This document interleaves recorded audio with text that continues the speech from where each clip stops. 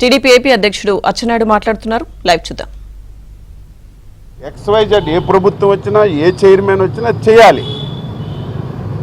ఎప్పుడైతే సీతారామాంజనేయులు సెక్రటరీగా వచ్చాడో ఈ మాన్యువల్ విధానాన్ని ఎత్తేసి డిజిటల్ వాల్యుయేషన్ పెట్టాడు. అక్కడే అవినీతి ప్రారంభించారు.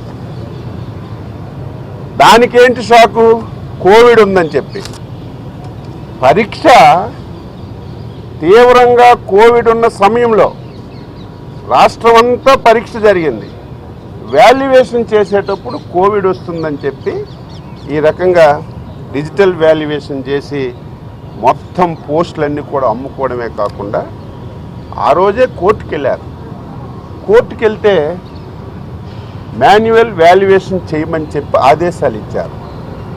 ఎప్పుడు కూడా దొంగతనం చేస్తే ఎప్పుడు దాగోదు. అది 3 సార్లు వాల్యుయేషన్ చేశారు. 2 సార్లు మాన్యువల్ వాల్యుయేషన్ చేశారు, ఒకసారి డిజిటల్ వాల్యుయేషన్ చేశారు. కోర్టుకి ఏం చెప్పారు? చెప్పాలి కదా వాస్తవాలు. ఒక IPS ఆఫీసరు పబ్లిక్ సర్వీస్ కమిషన్లో సెక్రటరీగా పనిచేసిన వ్యక్తి కోర్టుకి అబద్ధం ఆడాడు. ఉరి తీయాలి, ఇలాంటి ఆఫీసర్లు శిక్షలు వేయాలి. 3 సార్లు వాల్యుయేషన్ చేసి ఎఫిడవిట్లో మేము 2 సార్లే చేశామని చెప్పి తప్పుడు ఎఫిడవిట్ ఇస్తే కోర్టు దాన్ని గమనించి మొత్తం నోటిఫికేషన్ అంతా కూడా రద్దు చేసి కొత్తగా మళ్ళీ ఉద్యోగ నోటిఫికేషన్ ఇచ్చి 5 మాసాల్లో పూర్తి చేయమని చెప్పారు. ఈ ముఖ్యమంత్రికి సిగ్గుందా? ఉరి తీసుకోవాలి. ఇదేంటిది? ఏదో చిన్న కార్యక్రమం కాదు. లక్షలాది మంది నిరుద్యోగ యువత జీవితాలతో నువ్వు ఈరోజు ఆడుకుంటున్నావు. సిగ్గు లేకుండా కోర్టు ఇంత దారుణంగా మీరు తప్పు చేశారు. డిప్యూటీ కలెక్టర్ని ఒక్కొక్క దాన్ని 2,50,00,000 అమ్ముకున్నారు. DSP పోస్టుల్ని 1,50,00,000 అమ్ముకున్నారు.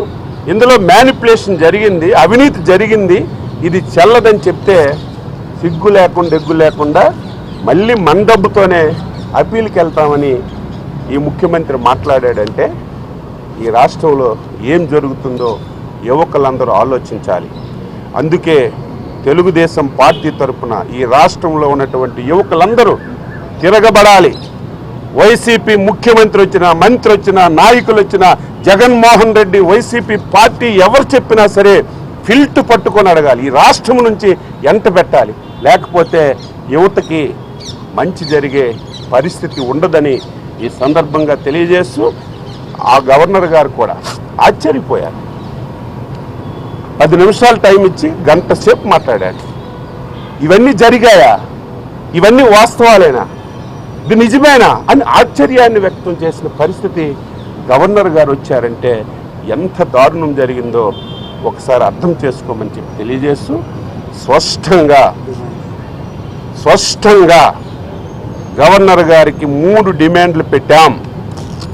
ఇమీడియట్గా గౌతమ్ సవాంగ్ ఎవరైతే పబ్లిక్ సర్వీస్ కమిషన్ చైర్మన్ ఉన్నారో వెంటనే రీకాల్ చేయాలి.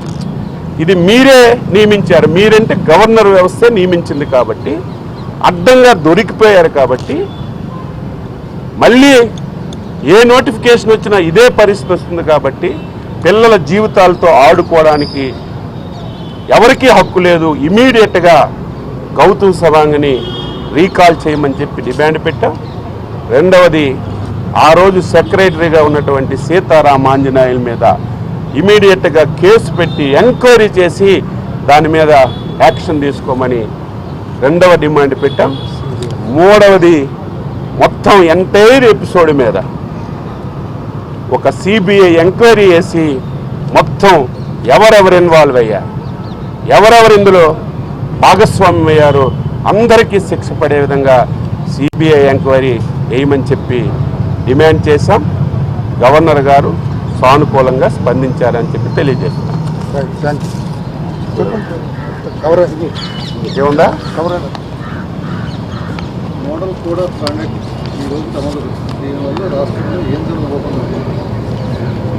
మొదటే చెప్పాను, సందర్భం కాకపోని ఎందుకు చెప్పానంటే ప్రతి ఒక్కరిలో నేను ఈరోజు ఎలక్షన్ కమిషన్ గంటన్నర సేపు మీడియా సమావేశం అయిన తర్వాత బయటకు వస్తే ప్రతి ఒక్కరిలో ఒక ఆనందం చూస్తున్నాం, ప్రతి ఒక్కరిలో ఒక స్వేచ్ఛ చూస్తున్నాం. ఎందుకంటే ఈ రాష్ట్రంలో 5 సంవత్సరాలు ఏదో రాజకీయ పార్టీగా మేమే కాదు, ప్రతి ఒక్కరు బాధపడ్డారు, ప్రతి ఒక్కరు ఇబ్బంది పడ్డారు. ఈరోజు స్వేచ్ఛా జీవితంలోకి వచ్చాం. మొత్తం ఎంటైర్ గవర్నెన్స్ అంతా కూడా ఈరోజు ఎలక్షన్ కమిషన్ చేతిలోకి వెళ్ళింది.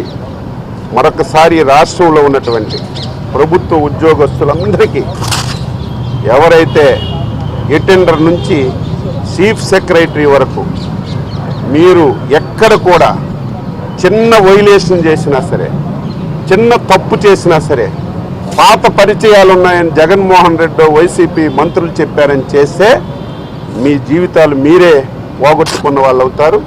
ఇంతవరకు మీరు చేసింది చాలా తప్పు.